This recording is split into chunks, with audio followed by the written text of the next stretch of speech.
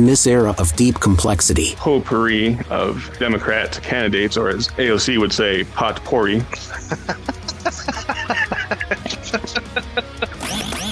beyond the edges of black or white. And I wouldn't even classify Trump as a Republican per se. I would put him as a Trump. It's time to be notionally accurate. It turns out she's a catty bitch. And so, I'm not saying that, but I am saying that. Yeah, you did. Here's your host, Captain Kirk. And they hate him for that. They will never forgive him for wrecking their playpen. And some guy named Jason. If this thing with Iran drags on and gas prices are still high, the Democrats will have a foothold somewhere.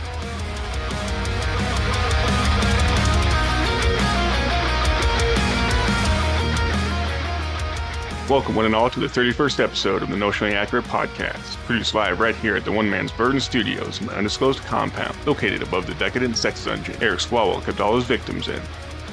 My name is Captain Kirk, and I'll be your affable host.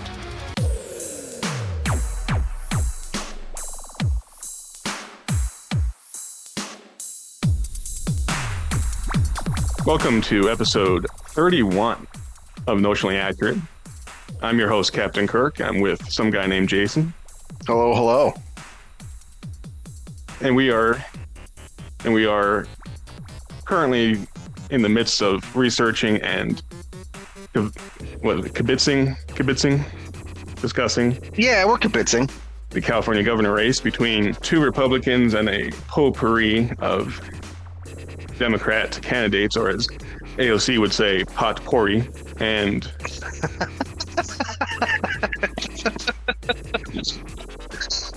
the recent news of Swalwell dropping out, how the consolidation among the Democrats is taking shape. Right now it's Hilton and Bianco as Republicans, and then now that's Eric Swalwell, due to his zipper problem, has dropped out. And hand problem. He's got a lot of problems, can't lie. He's got problems. He has a thing problem. He's got problems. We fully admit that. Now. With him dropping out, how does that shake up the race? Currently, we have Xavier Becerra, who used to be Biden's HHS secretary, receiving the most massive bump. But we were curious and a little shocked that Tom Steyer, a billionaire in the race, and Katie Porter, former representative from California, haven't really received that much of a bump. Thomas Steyer, he's a wet blanket. We discussed him on a prior episode. He spent all this money trying to get Trump impeached and ran for president in 2020 for like 5 minutes. And then Katie Porter. Jason, you were curious why she wasn't doing better post Swalwell dropping out. Yeah. And she has the same problem that Elizabeth Warren and Amy Klobuchar had when they tried to run in 2020. It turns out she's a catty bitch. And so I'm not saying that, but I am saying that. Yeah, you did. Look at her. Look at her divorce proceedings and the things that she did to her husband. The remark she made on I don't think it was a TMZ, it was some sort of a Zoom call that she had with a supporter or something, and one of her staffers got in the frame and she was like, "Get out of my shop." In an interview with former Biden administration Energy Secretary Jennifer Granholm, ex-Congressman Katie Porter had the following infamous meltdown when a staffer interrupted her. So I'm on the oversight committee, you might know, and that is where we did a study recently this fall in September. And what it showed is if we don't electrify our transportation sector, that we're going to lose more than 500,000 Californians dying prematurely to air pollution and other problems. And the state could lose. Get out of my shot. I wanted to tell you that that's actually incorrect. It's not that it's electric vehicles. It's that if we don't meet the commitments under the Paris Climate Accord. Okay, it does. Okay, you also were in my shot before that. Stay out of my shot. Okay, I'm going to start again with electric vehicles saving us money. Perfect. Okay. I think she used more expletives than I did, but That's the general gist of Porter's demeanor. She is a big meanie poopy head, and I don't think Democrats are really going for that right now. I could be wrong, but what's the polling look like from what you're gathering? It's the same thing. You like I have the Steve Hilton, I have the Bianco up front, and then third is Stayer, but they're all within like percentages of each other. Katie Becerra and Becerra are outside. Obviously, the undecided is around a quarter, so that's huge. And I don't know how big California is with voting. I don't really see it being really big with voting, but that's enormous. My only thought with this whole thing, and this is what I was going to jump in and start saying to defend my interest in California politics, because this is a running theme on the show, my disdain for California politics. Why now? This is what I don't understand. They knew Swalwell was gross. They knew it. They knew he was doing stuff, and he's been doing stuff for a long time. It sounds like he's been doing illegal stuff for a long time. He was doing really well in the polls. He could have had a chance of getting at least jarring out Hilton or Bianco to where it could be like a heads up Democrat Republican. Why would they choose now to have him bow out? Not only did he bow out, like he stepped away. He's no longer a congressman. He's nothing. So was it because everything that was against him was so damning, or his usefulness just wasn't there anymore? Because another thing that really made me raise an eyebrow is they struck a deal with the Speaker of the House, Johnson, and then Gonzalez stepped down, the Republican from Texas. And so it's like, this has nothing to do with votes, or it's behind the scenes. And I'm just wondering, why did this happen now? So I had a theory that we kind of gamed out via text as this was occurring. We're dealing with the fallout now. It's 2 weeks later as of this recording. I have a hunch, and it's based on nothing but vibes, that it was a tit for tat. We'll sacrifice Swalwell if you force Gonzalez to resign. And there's also an issue with Corey Mills out of Florida. He's a Republican. He's facing his own domestic violence allegations. So far, he's denied them all, and he's still a congressman. So my vibe, my hunch, is in the same way during the 2017 Alabama special election for Senate to replace Jeff Sessions, who became Trump's first attorney general. The Democrats really wanted that seat. And so they smeared the Republican candidate, Roy Moore, who they've hated forever. He's a former state Supreme Court justice who put up the 10 Commandments outside the courthouse in Alabama. Big to-do. And that was like 15 years prior to this special election in 2017. So what they did is they called him, they said everything but you're a pedophile. They said you date underage women, et cetera, et cetera. Well, as that was happening, images of Al Franken, a senator from Minnesota at the time, began to surface, and more allegations about being handsy and having his own sexual issues began to surface.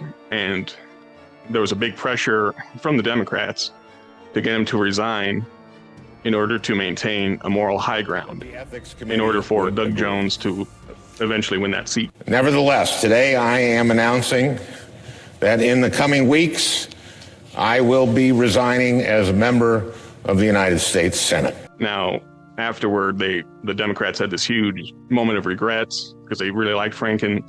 He was a big liberal lion in the Senate, and he was replaced by this wet fart named Tina Smith, and she's really just another. Franken would be considered a moderate now. Amazingly, I can't really disagree with him.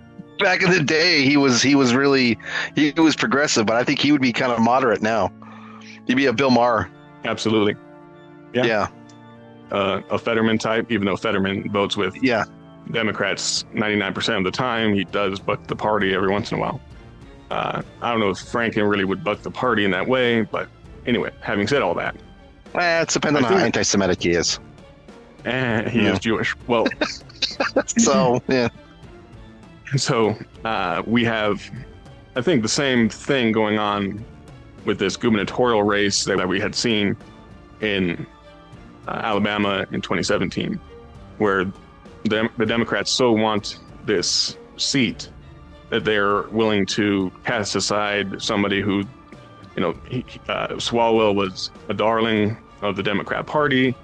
He had run for president in 2020 for, a cup of coffee before dropping out. But before that, it was big on the impeachment, first Trump impeachment. I think he had a role in the second Trump impeachment as well. He took on Kavanaugh during the Kavanaugh hearings, championed the Me Too movement, and believe all women, tore down and defamed effectively Kavanaugh during the confirmation hearings. But the more and more cases that are separate and independent that look the same, pretty soon a prosecutor starts to say to a jury, and this is not a jury, but it's allegations that the arrows are pointing in the same direction. And what are the chances that 3 or 4 women independently who never met each other would have similar experiences with one person? So either, Ari, this person committed these horrific acts, or he is the single unluckiest person in the world for these people to conspire and make up lies against him. But it's a very hard case to make, the more allegations that come in. When the Feng Feng controversy came out that he was stooping a Chinese spy, they rallied around him and said, oh, these are spurless accusations. How could you say that? And now it's coming out that, oh, yeah, we knew all along that Swalwell was a bad guy. It's like, well, thanks for telling us now. Yeah, why didn't you say anything? Right. What the thing that gets me is with these heroes that the left props up is how dramatic they are. Like, they're always like, look at me. Like we were talking about pre-show, Cuomo had, man, there was like 4 months there. He was getting awards. He was almost president. People loved him. He was God's answers to COVID. He was everything Trump wasn't, is what Cuomo was. And then all that drama and all that flair, and he burned out quick. They pulled the support for him quickly too. Absolutely. And then we get the genius Kathy Hochul as governor. Makes me miss Cuomo. But yeah, he had a zipper problem as well, and they cast him aside incredibly fast. It's the same as their martyr issue. They have to make everybody a martyr. They have to make everyone on their side a hero and a victim at the same time. And so it's a whiplash effect where we see Michael Avenatti, the lawyer for Stormy Daniels and other legal proceedings against the Trump campaign, Trump White House. It comes out that he's a huge bully douchebag who tried to extort multiple people, never paid off. Stormy Daniels tried to extort, I believe, Nike with allegations. And then he flames out and nobody even talks about him. And it's funny, once these flare-outs occur, it's like, well, we never even liked the guy. Why are you blaming us for it? I always thought it was weird. I didn't invite him. They thought it was your friend. I thought you invited him. Yeah. Well, that's why it's interesting so because, like Trump aside, Trump is Trump, obviously. But the Republicans don't have that. There's no like over-the-top Republican personality or savior or, Trump, obviously, Trump is Trump. And I wouldn't even classify Trump as a Republican per se. I would put him as a Trump. Because the Republicans go back to normal after he's gone. But he is, I would not classify him as a Republican. As, Johnson, as a like more classic party line. Be more specific, you wouldn't consider him a classic conservative that we've seen since maybe Reagan. I think that's fair. And it's like we were saying, it's what infuriates the left and why they need these figures is that Trump never changes. He never just sticks with one thing, and if it's not working out, he'll adapt. And so you can't put him in a box, and it drives the left crazy. And so they live on a perpetual news cycle, 24-hour cycle, and all they're doing is reacting. And so they have to build these. It's like it's an emotional. It's like I don't know. It's like they're teenagers or something. Like they have to have like, we're gonna fight for this. Like everything is Les Mis. I don't know. Right. Yeah. So does that make them? Which one's Valjean? That's the hero in Les Mis. They think they're, fighting the restoration of the Bourbon monarchy, and they're, just pissing on their own hands, like Ron Perlman. Credit to anyone that actually gets that reference. In June 2018, actor Ron Perlman posted the following anecdote about urinating on his hands, which was turned into a song by creator Six String Tweets not long after. Did I ever tell you about when Harvey Weinstein told me, make sure I shook his hand at a charity event? So I stopped in men's room and pissed all over my hand, then went straight up to him on the receiving line. I think about that every time little Donnie opens up his KFC.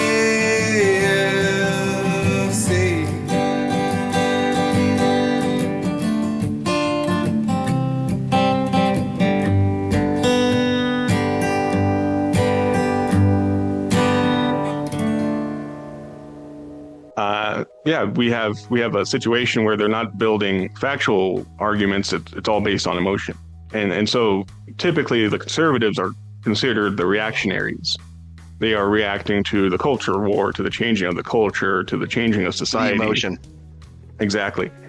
And now it's, broadly speaking, the left that are doing the reactions, the reactionary politics to everything. Well, we need to go back to the way the norms were. Of course, they were the ones in the 60s burning down cities in order to change the institutions. They took Gramsci's, an Italian communist mode and method, the long march through the institutions. Took them 80 years to get to where they are, and then Trump comes in and takes a wrecking ball to it all. And they don't like that. They believe the institutions are their personal playthings now. And Trump was like, no, they're not. So he defunds NPR. He does all these different things, secures the border without a bipartisan security bill, and he's able to do all that. And they hate him for that. They will never forgive him for wrecking their playpen. But they're the ones that handed over all the power to the executive branch when Obama was in charge. Like they're the ones that with a couple strokes of pen and a phone call or whatever, I don't need you guys. I'm going to be working with Congress where I can to accomplish this. But I'm also going to act on my own if Congress is deadlocked. I've got a pen to take executive actions where Congress won't, and I've got a telephone to rally folks around the country on this mission. I can make my own deals. They're the ones that instituted this, and now they're feeling the repercussions of it. I mean, I personally do think the executive branch has too much power. But this is another manipulative thing, and I know I'm a straight white male, but it's really starting to piss me off that the Democrats are always rigging elections. Like, stop it! How dare you say that, sir? Like, I'm just saying. I know I fall into the demographic. That's all. I just wanted to give it a head time. But right. It drives me nuts how. Like we were talking about the Virginia thing, like they're trying to gerrymander to where there's no Republican votes at all, and I guess it's because of what Texas did or whatever. And I guess Republicans are guilty of what they do. It's just not as egregious as what the Democrats do, and they do it every time. They do it every time in little ways, all the time. To your point, circling back Jen Psaki style to my point about reactionary politics. That's what Virginia did with the gerrymandering. That's what California did with the gerrymandering. It was in reaction to, they say, what Texas was doing. Right. And what's especially egregious about the Virginia situation, recently to this episode's recording, the voters in Virginia just passed the referendum that allows the assembly to essentially rewrite the maps and drown out Republicans. They are, to their credit, they are leaving one representative who can be a Republican in their congressional delegation. So it's not a total wipeout. I'm obviously being very facetious there. Yeah, isn't that so sweet? Very thoughtful. So the CIA spook turned governor, Abigail Spanberger, who before her election said, I will honor the constitutional amendment that voters had passed prior that took away the power of the legislature, of their assembly, to draw congressional maps. Now it's more of supposed to be an independent commission that draws these maps. And she was like, well, you know, what are constitutional amendments anyway? They're just pieces of paper. And so now she's all full bore into this gerrymandering effort. Hello, I'm Governor Abigail Spanberger, and I'm voting yes on Virginia's redistricting amendment. Here's why. I supported the formation of Virginia's Bipartisan Redistricting Commission in 2020, and that support has not changed. What has changed is what we're seeing in states across the country, and a president who says that he's, quote, entitled to more Republican seats before this year's midterms. And it's so obvious what they're doing. It's not subtle at all. It's in your face, and they laugh at you when you put up any complaint about it. It's suck it up and, do what we say. Thankfully, a judge in Virginia has halted that effort, so we'll see if that, it's called a stay, if that stay is agreed to through the court system, or if, they'll overturn it. So we'll have to wait and see. But right now it's on hold. I just don't, they have to rig it if they keep going at these 70-30, 80-20 issues. They have to figure out a way to, because they'll never get over that bump if they don't. And we were talking, you were giggling about this pre-show about how I've been reading a lot about how Rahm Emanuel could be the savior for the Democratic Party. And the reason why is you got Gavin Newsom. Like, who's going to vote for that guy? Come on. Who is seriously going to vote for? I mean, maybe somebody would, but come on. You got Harris. Who's going to vote for her? I mean, come on. Who is going to? There's nobody, and they're too extreme. They're too liberal. They're too progressive. Too progressive. And Rahm Emanuel is a good old classic liberal. He's not progressive, and he actually might bring some stability back to a party that right now I just don't. If they can't rig it, I don't know. How do you? What is your opinion on the midterms right now? We're going into the spring. Do you see a big blue wave?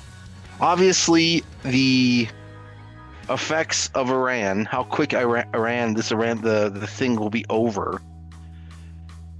The economy, that kind of thing. If the gas prices are still up, but what do you see now? And we'll probably talk about this later on too. But right now, do you see a blue wave? I don't know the strength of the Democrat Party right now. I know there's a lot of noise being made about, all the doom pilling on Twitter, which I should mention. Elon Musk's merry band of autist programmers have blocked me from posting on that platform at Notionally ACC. That's at Notionally ACC, until I delete a tweet saying that it wasn't a good thing that Hassan Piker, this streamer and nephew of Cenk Uygur of the Young Turks, I posted an image mocking him for saying America deserved 9/11, and Elon's merry band of retards say that I'm expressing violent threats or something like that. I'm not sure what that's about, but on Twitter and X for the duration of this Iran operation, and even before then, said, oh, the House is already going to go to the Democrats, the Senate's going to flip, and, doom and gloom. Like, okay, cool, that gets clicks and gets views, but, how true is it? What are we seeing right now with the Democrat Party? They're trying to oust their gay chairman, Ken Martin, for not being pro-trans enough and not hammering their candidates to protect the trans community and various other sundry allegations against him. And the generic balloting, typically in past elections anyway, we would see these generic ballots, identification between Republicans and Democrats. If it was a Democrat year, you would have high generic ballots for the Democrat Party and vice versa for when Republicans would take over. We don't see that in at least this stage of the midterm election. So can the House flip? I suppose it's possible. It doesn't help when Republicans keep losing these House races. Like in Florida, there was a special election to replace, I believe it was maybe Mike Waltz, who was the GOP congressman representing Mar-a-Lago. Now it's some Karen cat lady who's going to be representing that seat, a Democrat. But is that totally indicative of what's going to happen in November? I know nobody likes somebody that won't prognosticate, but it's really hard to tell how November is going to shake out.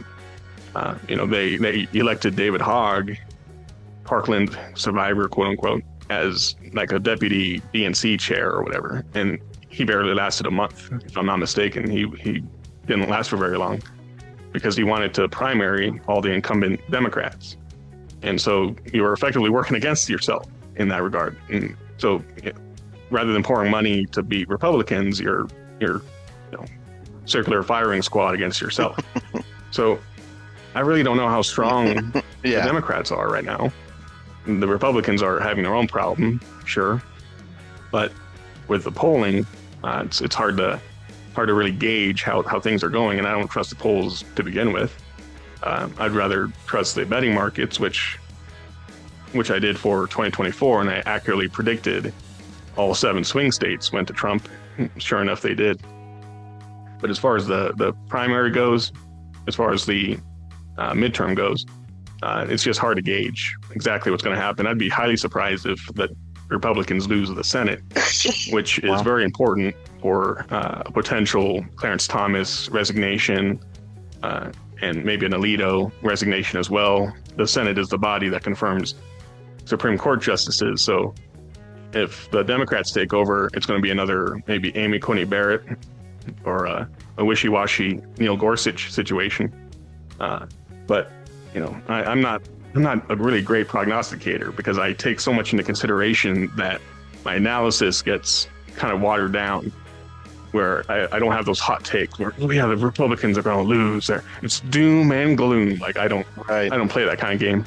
Well, and it's kind of an unfair question too, even though I posed it, because there's so much that can happen in the next few months.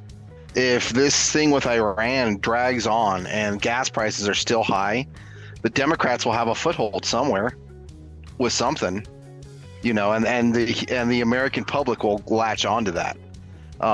If the Iranian thing gets over quickly and gas prices maybe go down, I've seen everything to where gas prices aren't going to go down for another 6 months to they could change in a matter of weeks. Their tankers on their way right now, so I think that's the huge one, that it's going to affect the midterms big time, and how much the Democrats get in their own way, I guess.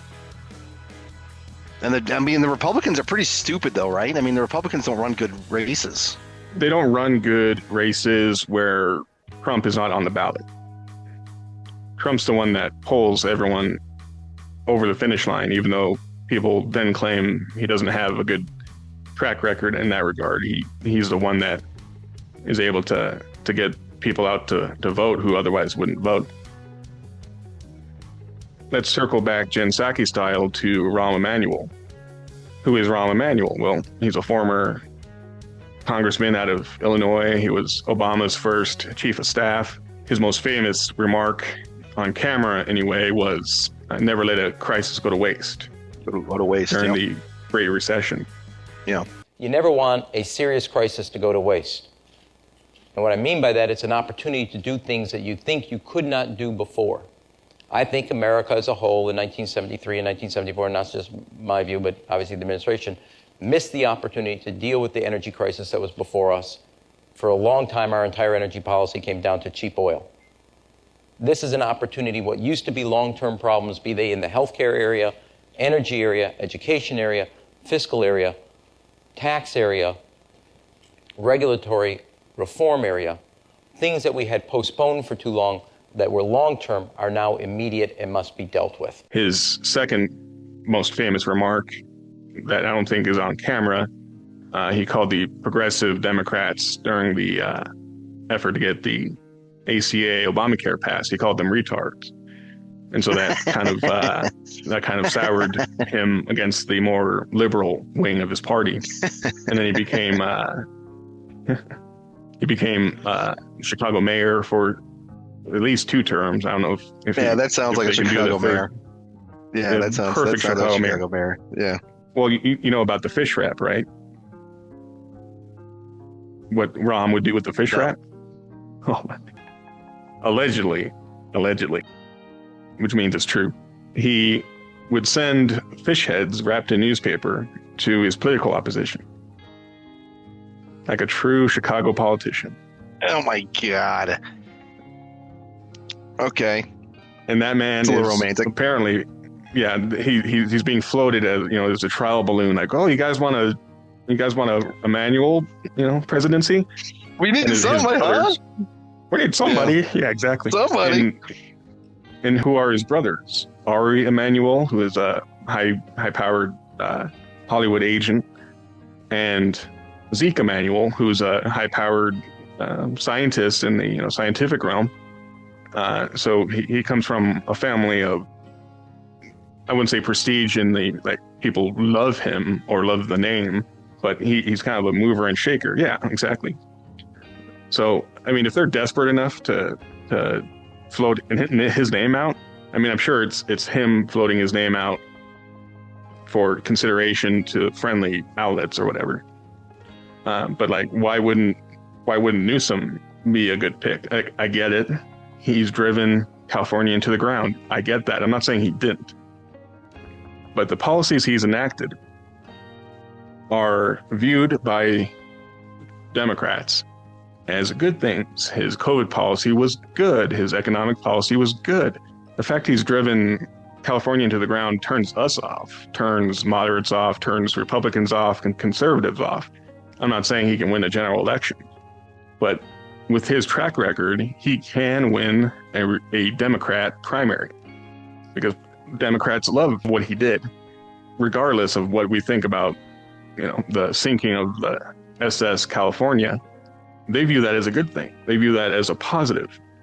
And he survived like 2 recalls, if not 3.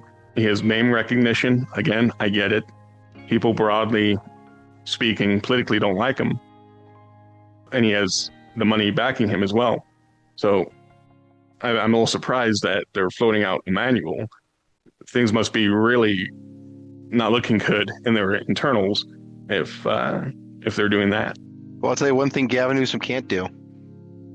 Keep a podcast. Hey.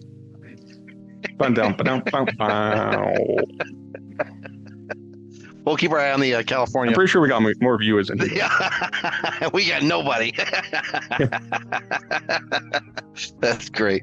Well, let's go. Would you want to talk about Iran? Let's do it. Okay. So I love it. Associated Press, Iran has closed the strait. Okay, Iran has not closed the strait, people. All right, they're in boats shooting at other big tankers is what they're doing, scaring the dickens out of people. That's what, give me a break. I heard that we also took, Iranian ship kind of snuck out a little bit, you know what I mean, was headed to China, and we nabbed it. Anyway. Yeah. Anyway. You guys didn't need that anyway, right? When they say the strait is closed by Iran's closing it, that just, I don't know. I don't understand how a thinking person now can read articles or listen to certain things and just not see it for like complete ridiculousness. Total propaganda. I don't know. Yeah, I mean, and it's literal propaganda. It's not telling you the truth at all. It's not even saying, hey, this is my opinion. If it came out and said like, hey, our opinion is that Iran's pretty tough. That's our opinion. Instead, they come out and say, hey guys, Iran, they're pretty tough. Like, no, they're not. That's not what's happening right now.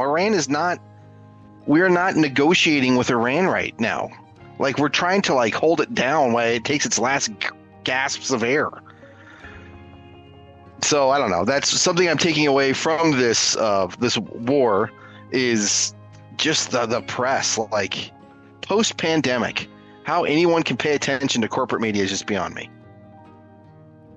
Well, I would like to say, I guess I was ahead of the curve in despising the mass mainstream media of news and entertainment even before COVID, and the COVID era really just demolished trust in the broad public for the mass corporate media. I'd say that's a good thing, but there are still some clingers, some bitter clingers. We wonder who the hell is still watching CNN. Before the show, we were talking about the late night comedy crowd. Who the hell is watching them? I've never had somebody come up to me and say, "Did you watch that SNL Go Bear last show night?" last night?" Never, have never happened. Kimball, he cried. It was crazy. Yeah, right. And it's not that. I mean, I get it that somebody has to be watching it, but like, who in such mass numbers? Anyway, no had one shared is. with me, right? You had shared with me. I believe it was a former Iranian official saying that actually Iran is winning this war, and it was in Foreign Policy magazine. Well, one thing that we have to keep in mind with any media outlet, even the ones that we like, whose money are they taking? You know, well, Foreign Policy magazine has financial ties to Chinese state-owned entities, and it's through specific advertising and quote unquote sponsored content partnerships, which is just them sneaking in the propaganda under the guise of like opinion pieces or advertisements, but they're actually tailored to correct wrongthink to their audience. And it's not just Foreign Policy mag, it's a whole bunch other outlets as well. But who benefits from Iran having a strong hand, or at least being perceived as having a strong hand? It's China and Russia. And it's interesting that the people that hate Russia so much, and I'm not a fan of Putin, but I see what's happening here. The people that say that, the Trump administration, the Trump campaign in 2016 and elsewhere, in other circumstances, was helped or is too kind to Putin. Well, who gets hurt the most when Iran is unable to export their drone technology, their oil, their terrorism? China and Russia get hurt. So you think that these Russia hawks, and I get it, Putin's not a good guy. You know, you're not going to have to twist my arm for me to say that. Why are they so opposed to containing, constraining, kneecapping Iran?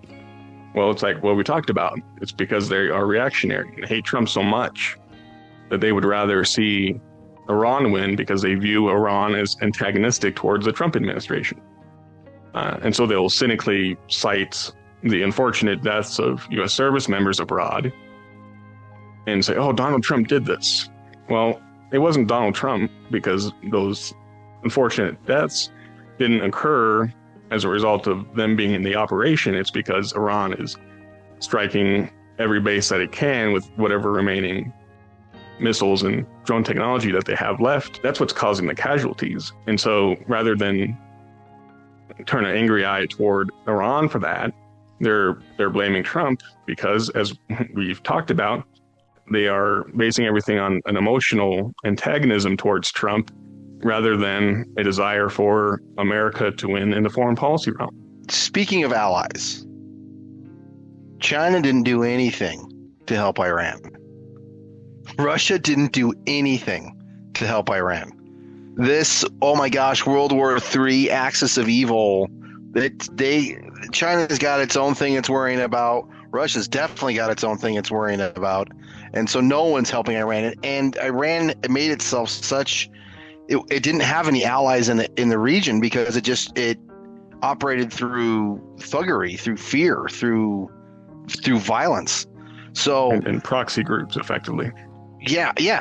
And so once all those got cut, once they did October 7th, and Israel started really hitting the proxy groups, and Iran, whatever.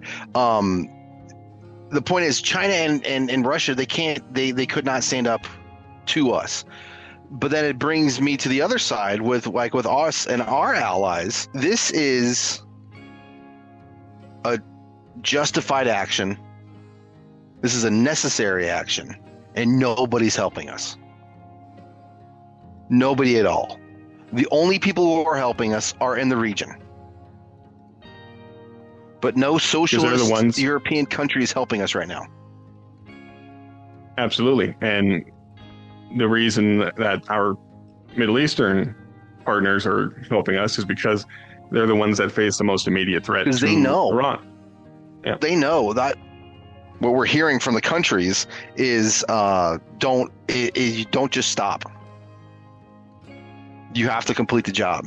Don't leave them here. Don't leave them. You have to keep going, because if you noticed, no one in the Middle East is calling for a ceasefire. They're getting kind of touchy about the whole Lebanon Israeli thing. Okay, that's fine. I get it. And they're trying to put the microscope back over on Israel because Israel's doing more stuff. But if you see a positive Israeli headline, send it to me. Right.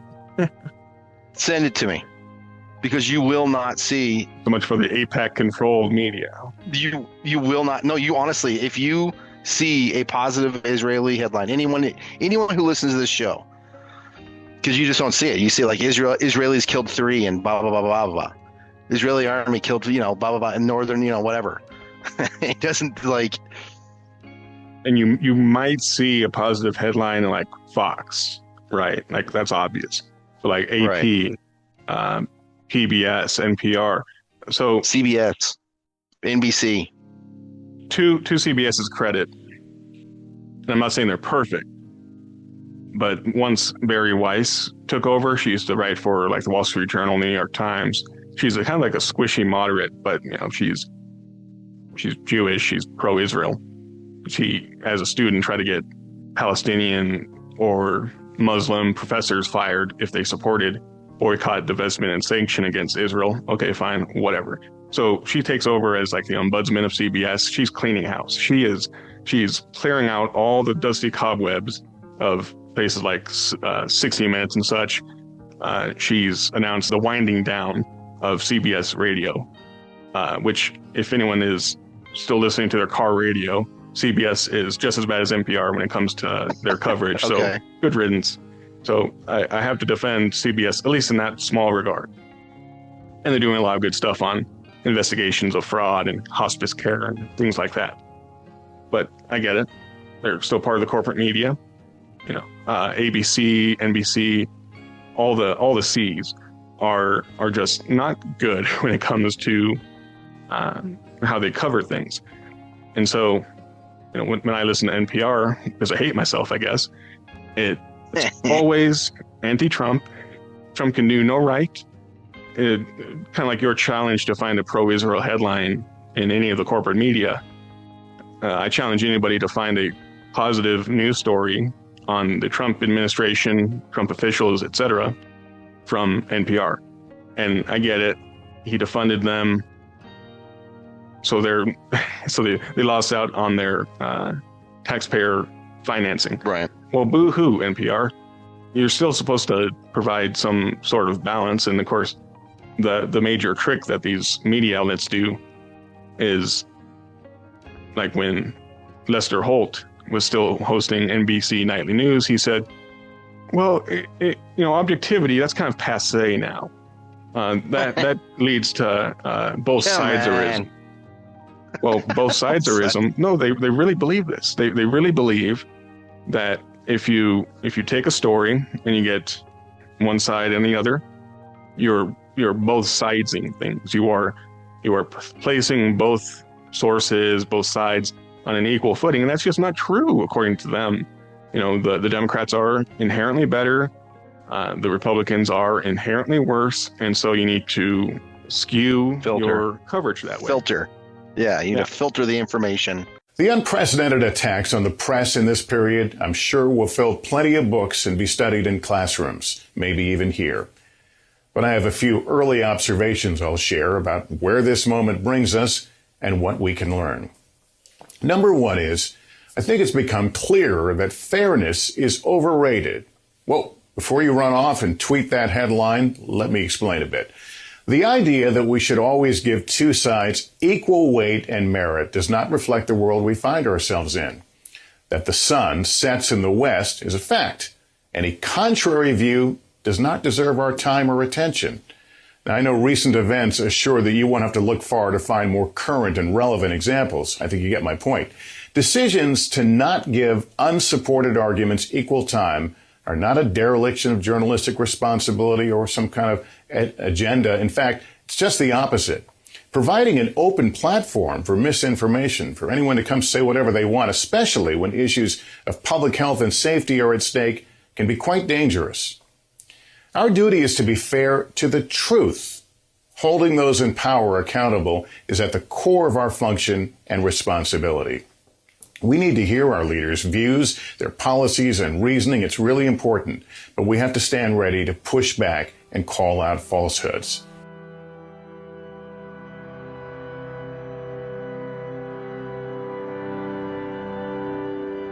That's why, so it's a really interesting article I read this week about how same kind of thought with the Chinese AI, they can't make a communist AI. Because artificial intelligence, in order for artificial intelligence to operate, it needs to take the whole concept of anything. It needs to see everything. But with the Chinese format, they want it to only look at certain things. They don't want it to look at the whole picture. Because if it looks at the whole picture, it'll tell you how stupid communism is. And so they can't build an AI that's against their system, but then they can't build someone within their system because it's not true AI. So it's the same kind of thing where communism obviously is the end result of all of this, but you are not capable of handling this information for yourself. So I got to tell you the information just to, that way you sleep better at night, because you don't even have to know everything. And then eventually it's like, well, you know what? I don't really want you to know this. It'd be better if it'd keep you better at night. You'll sleep better at night if you don't know that. And then it's better if, you know what? Don't talk about it. It'd be better, you'll sleep better at night if you don't even talk about these things. And so eventually it just becomes this oppressive thing. And we saw that during the pandemic. Once again, we saw that. I think the selling of X was a big thing. And Trump, obviously. Trump is the monumental keystone for how the nation pivoted. But everything post pandemic, it's obvious now. It's I don't know. It's all been laid bare. Yeah. And, again, not everyone on Twitter tells the truth. Big shock, I know. But it has done a better job at being the counterweight to a lot of these false narratives that have promulgated since Elon Musk was ironically forced via lawsuit to follow through on his offer to purchase Twitter. And now they're like, how dare you buy Twitter? Like, you sued me to force me to go through with it. And now you're complaining about it. And they try to claim that, right-wing voices have taken over the website. And actually, it's balanced things out by providing voice to those who were being silenced, shadow banned, etc., by Jack Dorsey and team. And so to your point regarding the Chinese Communist Party's effort to build a state-friendly AI, it's kind of like the Jack Nicholson character in A Few Good Men, Colonel Nathan Jessup. You can't handle the truth. Colonel Jessup, did you order the code red? You don't have to answer that question. I'll answer the question.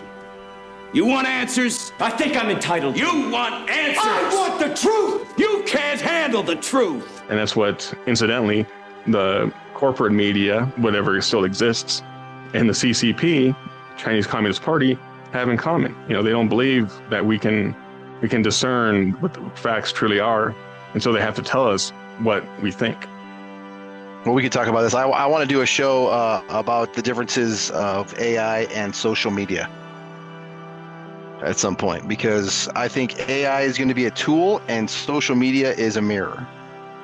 Social media does nothing for humanity other than just show you how gross it is, whereas AI, you actually do things with it. But we can. I want to talk on something before we wrap up the show. Before we get into that, but future reference, that's a subject matter I'd like to touch on. But before we're done, and I don't mean to push the Iran thing aside, but I have a feeling we'll be talking about more about that in the future.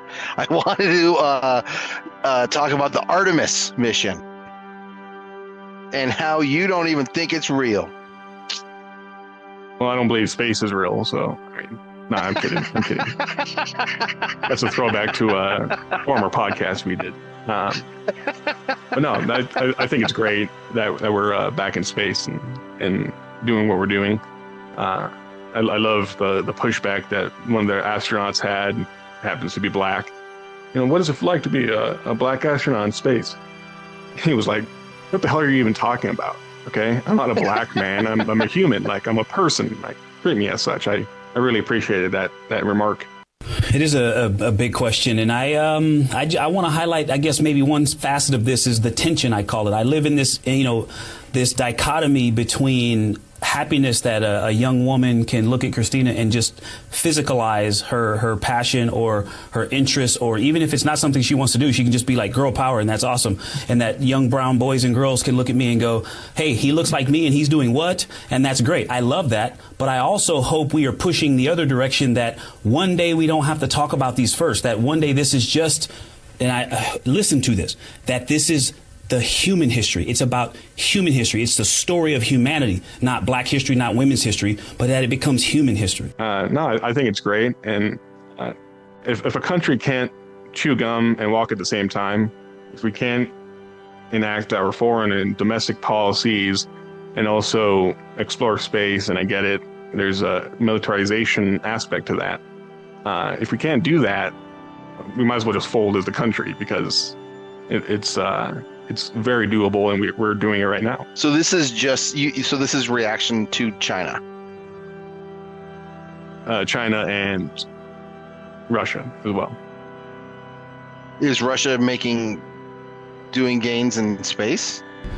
According to the Defense Intelligence Agency, Russia is advancing hypersonic weapons, nuclear-powered cruise missiles, and even space-based nuclear systems. Its updated doctrine now allows nuclear use in response to major conventional threats, lowering the bar to a chilling new level. And I don't know why I like this idea, but I really like the idea of us going to the moon, right? And getting a base up there, right? And then us start mining up there. But we can't have humans up there all the time, because that's horrible for humanity to be in zero gravity. So we have a whole army of robots up there. And then what happens if China gets up there and they want to mine, and then they start shooting at us with their robots, and then suddenly we have a whole robot war on the moon? That's crazy. Sounds like a video game. No, but it's possible. Whatever. Well, absolutely. Have you seen Hail Mary? You know what I'm saying? He's talking to a rock. That's what, Project Hail Mary. Yeah, I forgot the project. Just said Hail Mary. I told my wife, Ryan Gosling. A lot of people don't know this, but because of that movie, he actually Ryan Gosling became Catholic. I don't know if you knew that or not. It's Hail Mary, full of grace. Press exit out on that one.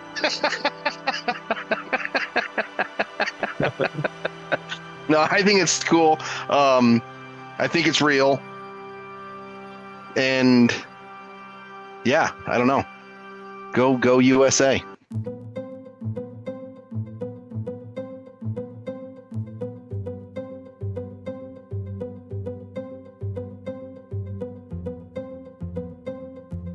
Pope v. President Trump. I'd like to get your perspective on that. Oh boy. Okay. First of all, it's the Pope. I don't want to be disrespectful. Okay, I understand it's the Pope. Second of all, I hate it when people say stuff like we should stop war. No, really, we should say everyone should be skinny. You're like, okay, that's great. Like, what are you talking about? We should stop war. It doesn't make any we should just end all world hunger. Okay, great. What are you talking about right now? Do you understand the context of what's happening here in Iran? Do you understand any of that? Or are you just going to say this flowery bullshit, stupid answer where it's just like, hey, just so you guys know, you shouldn't eat too much sugar. Shut up. Come on. So that's what I mean. But I'm not Catholic, and I'm not trying to be disrespectful, but it's such a milquetoast stupid thing to say. That's all. It's just hug. Yeah, okay. Hug the guy with the turban who's got the rocket launcher. Stupid. That's what I think. Very fair. So I'm not a religious individual. I don't think I've hidden the ball on that one. Am I an atheist? I mean, I don't really know if I believe in a higher being or whatever that's considered. So agnostic. I'm not. Yeah, maybe agnostic. So that's the point. I want to tell you where I sit before I tell you where I stand. So sure. in the Pope v. Trump battle royale, I'm going to offend some Catholics here, and I don't mean to. I'm mostly talking about those who are now latching on to the Pope because, as a reaction to Trump, they now view that the Pope is on their side in some way.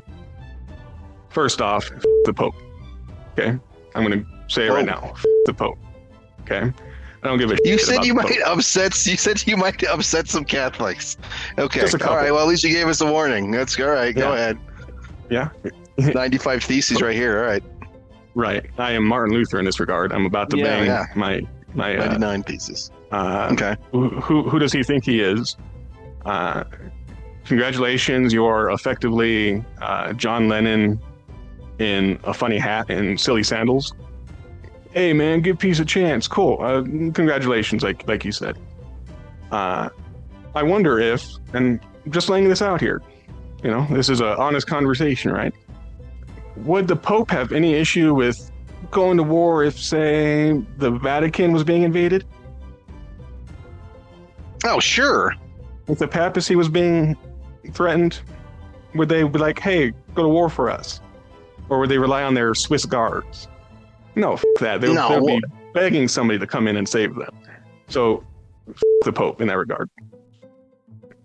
Another thing, the Pope hasn't been relevant in world affairs, in world politics, not since before the First World War, when that Pope passed as the war was unfurling, but since, and you'll like this, Jason, since the Franco-Prussian War of 1870, when you always bring up the Franco-Prussian War. Everything circles back Jansaki style to the Franco-Prussian War. Franco-Prussian War. Well, for me, it's the French Revolution, so I always give it to you. So go ahead. Right. Well, without the French Revolution, we wouldn't have the Franco-Prussian War. See? Isn't that wild how history kind of repeats itself, or maybe rhymes every once in a while?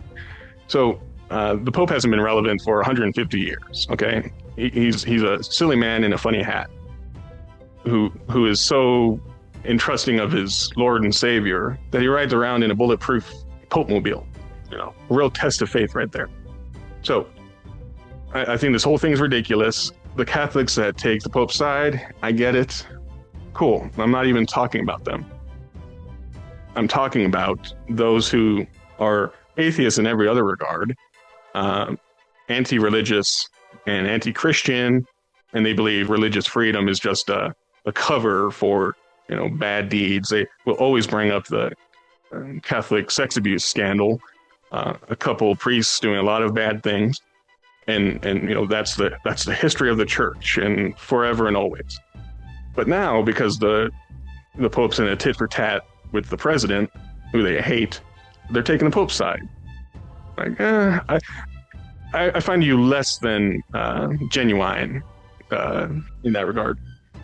It proves that Trump derangement syndrome can go overseas.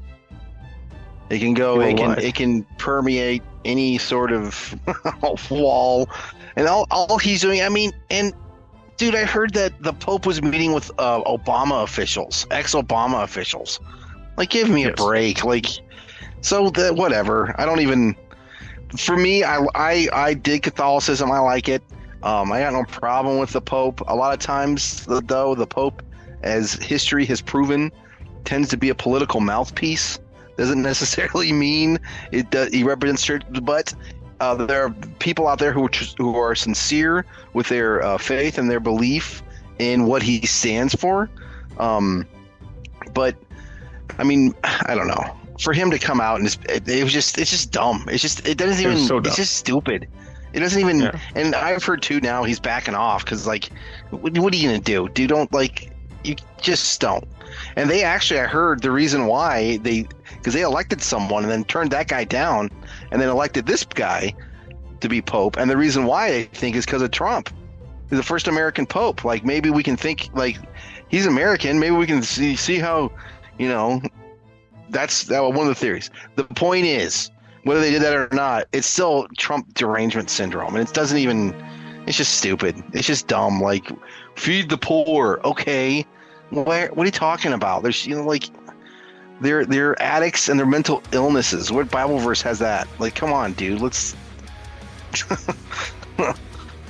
Anyway, that's my thought. But I'm not trying to be offensive. But next week we'll talk about Buddhism. No, just kidding. The Dalai Lama. No, dude, no, don't piss off everybody. We're never going to have a listener. Well, no one will ever listen to our show if you do that.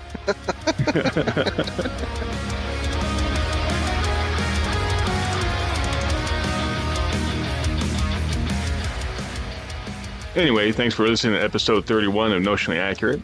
Thank you to some guy named Jason for joining me on this one. I'm your host, Captain Kirk. More to come on future episodes. Find this podcast on SoundCloud, Rumble, and YouTube. Email me at notionallyaccurate@protonmail.com. That's notionallyaccurate@protonmail.com. Take care, and remember, even if you can't be factually correct, you can always be notionally accurate.